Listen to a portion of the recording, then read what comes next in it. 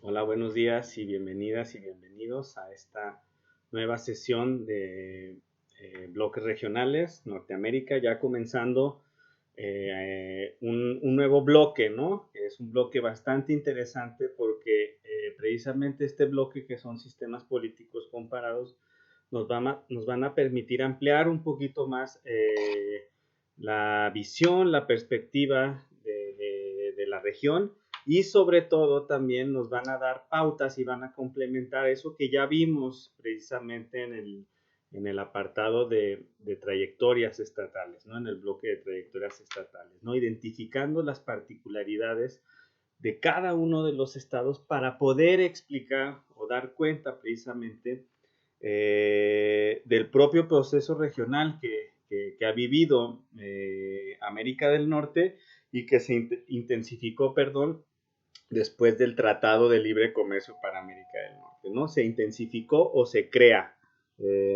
para ser más específico, ¿no? Entonces, bueno, ya dejamos a un lado atrás toda esa parte histórica y nos vamos a centrar entonces en ver cuáles son las características del sistema político estadounidense en esta época, pero también del sistema político canadiense, ¿no?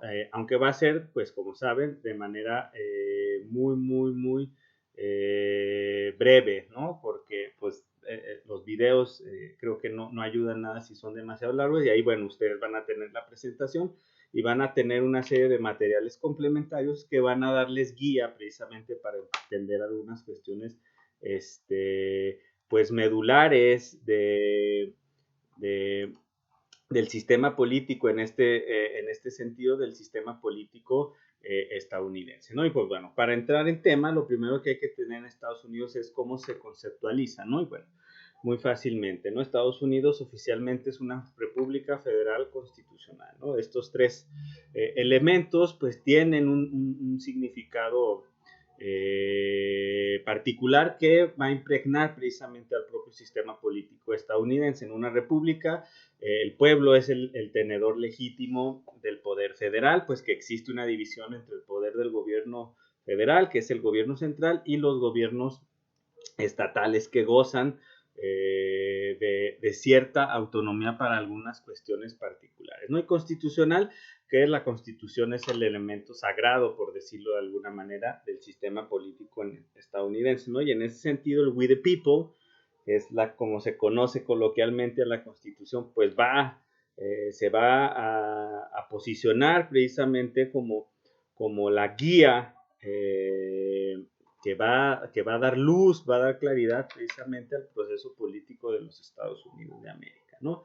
Derivada precisamente de estas categorías, pues hay que tener en cuenta que la Constitución precisamente es donde establece la repartición o la separación de los poderes, ¿no? Al igual que México, por ejemplo, y un poquito a diferencia de Canadá, lo vamos a ver el viernes que nos toque ver esa sesión, pues acá sí existe una separación casi completa entre el ejecutivo, el legislativo y el judicial, ¿no? Utilizando un sistema que ahí les voy a dejar una grafiquita, un sistema que se llama el sistema de checks and balances, que es una de las características principales del sistema político de los Estados Unidos, ¿no? Y es un mecanismo precisamente que sirve para que cada uno de estos poderes esté vigilando a los otros, ¿no? En el sentido de que se mantenga precisamente un equilibrio entre el poder ejecutivo, el poder legislativo y el poder judicial. Y ninguno de estos tres poderes se encuentre por encima de los otros dos, ¿no?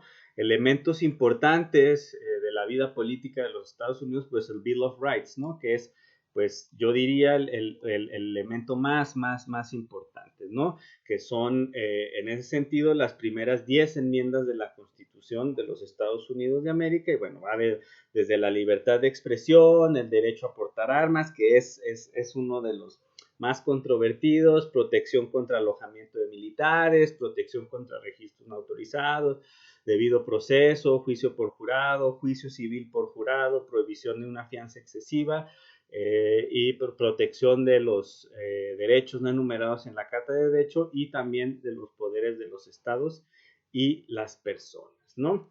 Estas enmiendas, el proceso en lo que se da en las enmiendas y la importancia en las enmiendas es que permiten precisamente modificar ciertos aspectos de la Constitución de los Estados Unidos que se cree en un determinado contexto que ya no son adecuados para entender la nueva realidad, ¿no? Entonces se tienen que hacer adecuaciones a la Constitución y esta se lleva a través de las enmiendas, ¿no? ¿Cómo se aprueba una enmienda para el caso estadounidense? Pues se lleva a votación y son aprobadas cuando 2/3 la aprueban y se ratifica por 3/4 de los estados. Esto quiere decir por 38 estados, ¿no? Y las enmiendas pues son muy importantes. Ahí les dejo un pequeño video de un episodio de Los Simpson, que es una serie, voy a confesar que pues me acompañó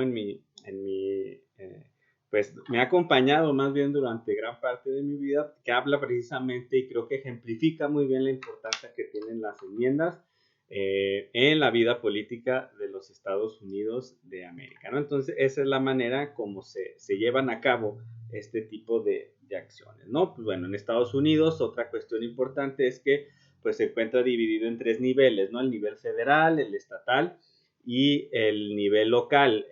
Sobre todo los niveles que van a tener mayor interacción y que tuvieron mayor interacción a lo largo de la historia de los Estados Unidos van a ser el federal y el estatal, ¿no? Ahí vamos a ver, como ya lo pudimos observar, por ejemplo, en la última clase que tuvimos sobre Estados Unidos, cómo se da esta tensión entre los designios de Washington, por ejemplo, durante la presidencia de John F. Kennedy, en contra de la segregación que se hacía en los estados del sur y algunos gobernadores del sur que sugerían que querían seguir manteniendo precisamente las esferas entre estas dos poblaciones separadas, ¿no? Vimos el caso de George Wallace, ¿no? De segregation now and segregation forever, ¿no? Que es parte del juego político que existe en los Estados Unidos, es parte de la propia autonomía que tienen los estados, a diferencia de México, por ejemplo, donde existe un poder central muchísimo más fuerte que históricamente ha subyugado a los propios estados que conforman a México. En el caso estadounidense no ha habido tal, ¿no? Durante la presidencia de Donald Trump también vimos una serie de cuestiones en torno, por ejemplo, con la ciudad de Santuario y algunas de las políticas que trató de implementar Donald Trump, ¿no? Entonces vemos que ahí esa tensión entre esos dos niveles pues va a ser muy marcada y siempre va a estar en juego, por decirlo de alguna manera.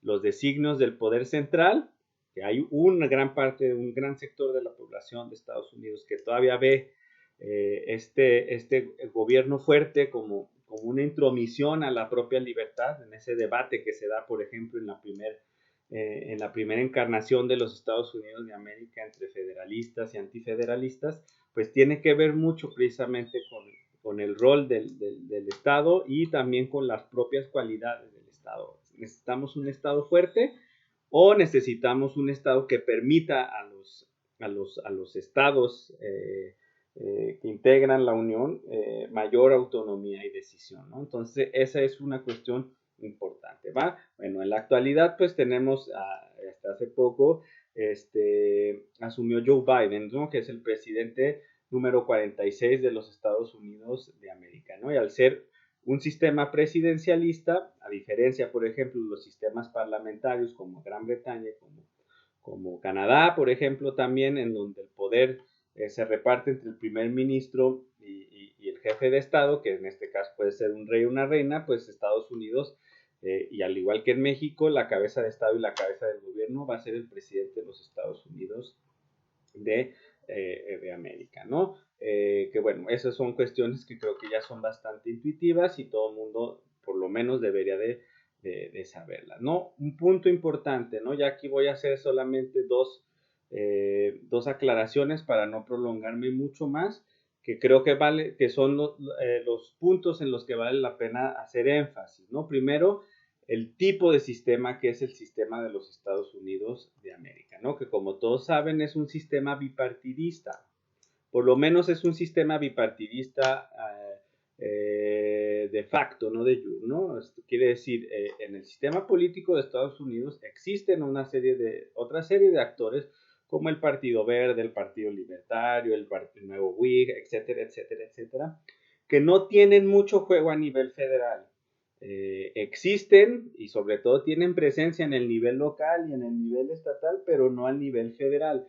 ¿Por qué se da eso? Porque precisamente el sistema de Estados Unidos funciona bajo una concepción muy, muy interesante que, por ejemplo, el sistema mexicano no tiene, ¿no? Que es esta idea del winner takes all, ¿no? Esto quiere decir, el ganador toma todo, ¿no? A diferencia de México, por ejemplo, donde existen los plurinominales, la representación proporcional, en el caso de Estados Unidos no existe eso, ¿no? Ahí les dejo un diagrama digamos, un diagrama como de flujo, una serie de flechitas en donde se explica precisamente cómo es que funciona el sistema bipartidista y cómo se perpetúa y se ha perpetuado el sistema bipartidista en los Estados Unidos de América, ¿no? Tomando en cuenta que el ganador toma todo, pues por lo general se comenta, se dice que los estadounidenses siempre tratan de tomar decisiones estratégicas y no desperdiciar votos, ¿no? Esto quiere decir saber cuáles son las oportunidades de cada uno de los contrincantes,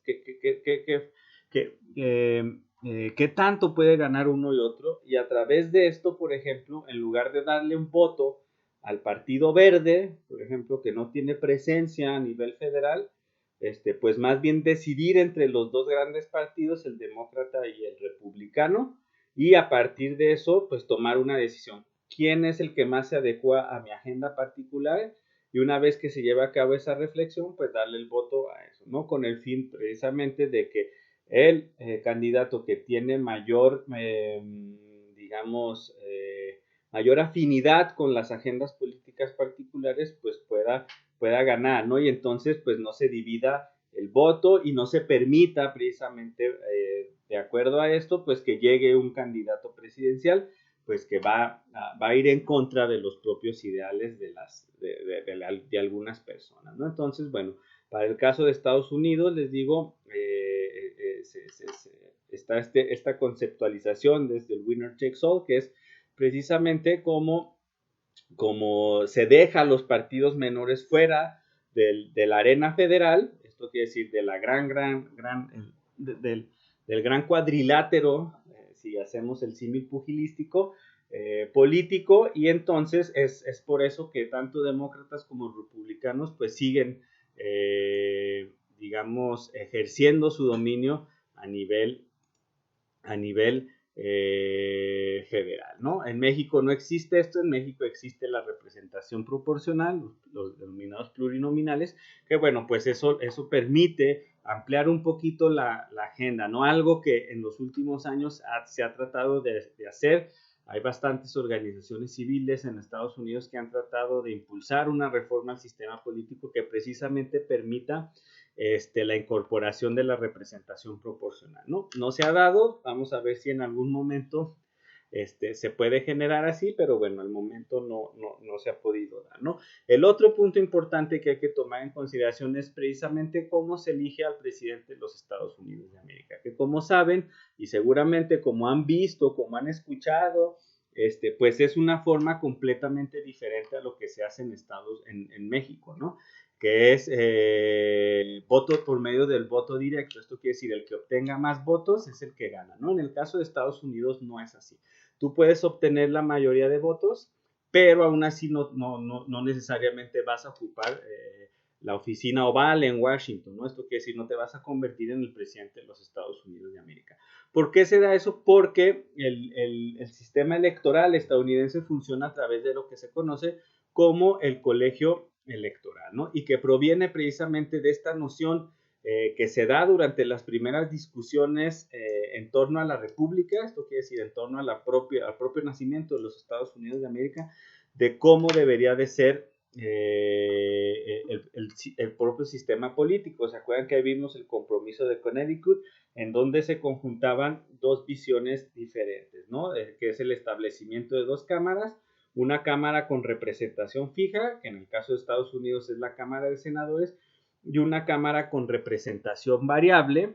Y cuando hablamos de representación variable, estoy haciendo mención a la cuestión del prorrateo. Esto quiere decir Los representantes que vas a tener tú en el Congreso de los Estados Unidos van a derivar de la población que tienes, ¿no? Entonces, por eso hay estados que van a tener mayor número de representantes que otros. Este mismo sistema que se adopta precisamente en la cuestión del prorrateo que se adopta en el Congreso para la Cámara de los Representantes se va a adoptar precisamente para la conformación del colegio electoral, ¿no? Y en ese sentido, pues bueno, vamos a ver que derivado de esto es que, por ejemplo, California tiene muchísimos más votos, Texas también tiene más votos, Nueva York también tiene una serie importante de votos, Florida tiene también un número importante de votos porque los votos precisamente del colegio electoral se asignan en ese sentido debido al número de población que tiene, ¿no? Entonces, el número de votos que tiene cada estado dentro del colegio electoral es el que va a permitir vislumbrar precisamente cómo funciona el sistema electoral de los Estados Unidos, ¿no? Porque aquella persona que quiera ganar la presidencia de los Estados Unidos no tiene que ganar el voto popular, ¿no? Sino que tiene que ganar precisamente los votos electorales que otorga el colegio electoral, ¿no? Entonces, así es como funciona y precisamente como les decía, la conformación de los votos del colegio electoral, pues se va a dar, se renueva cada año de censo, por lo cual cambian precisamente los porcentajes de votos y además se integra el número de votos precisamente del número de representantes en el Congreso de los Estados Unidos de América, ¿no? En ese sentido, los votos electorales que tiene un estado se van a resultar de la sumatoria del número de representantes más dos, eso es siempre, más los dos senadores que tiene, o los dos representantes en la Cámara Alta de los Estados Unidos de América, ¿no? Entonces, así es como funciona precisamente el sistema del colegio electoral, ¿no? Digamos que es una votación indirecta en la cual tú no votas precisamente por el presidente, sino que tú votas por votantes, que son los que conforman el colegio electoral, que se comprometen precisamente a darle el visto bueno a cierto candidato toda vez que gane ese estado, la elección en ese estado, la elección presidencial en ese estado, ¿no? Entonces, bueno, eso es interesante. Y finalmente otro punto que quiero tocar, ya para cerrar y que más bien ustedes vean la presentación, analicen los videos, etcétera, etcétera, etcétera, es que, bueno, para la elección precisamente del candidato presidencial, el sistema de los Estados Unidos establece los denominados caucuses o primarias, ¿no? Que es precisamente un sistema en el cual, pues, las personas de cada uno de los estados, pues van, votan por su candidato, votan por delegados. Estos delegados, una vez que se hace la convención nacional, se comprometen a votar por el personaje que sus votantes eligieron y es por eso que gana tal o cual personaje, ¿no? Además de los delegados por los cuales se vota precisamente en estas primarias, en estos caucuses, también hay superdelegados, ¿no? Que son figuras importantes, figuras de peso dentro de los partidos políticos de demócrata y republicano, que bueno, pues que ellos, a diferencia de aquellos personajes que son elegidos en los caucuses y primarias que ya tienen una visión hecha de por quién van a votar para ser el candidato presidencial de dicho partido, los superdelegados no asumen eso y más bien ellos en la convención nacional, por decirlo de alguna manera, esperan para ver cuáles son las tendencias y una vez que se establecen esas tendencias, pues hacen o realizan su voto, ¿no? Entonces, estas son como las cuestiones más importantes que hay que tomar en cuenta al analizar el sistema político de los Estados Unidos de América. Hay muchas otras cuestiones que no, digo, son importantes, pero creo que estas constituyen una buena base para entender cómo funciona el sistema político estadounidense. De todos modos, si tienen más dudas, si tienen algún comentario, etcétera, etcétera, etcétera, pues recuerden que el viernes, antes de comenzar la clase del sistema político canadiense, podemos ver todas esas particularidades, esas dudas, esos comentarios que no hayan quedado claros, ¿no? Pero bueno, por el momento sería todo y pues nos vemos el viernes.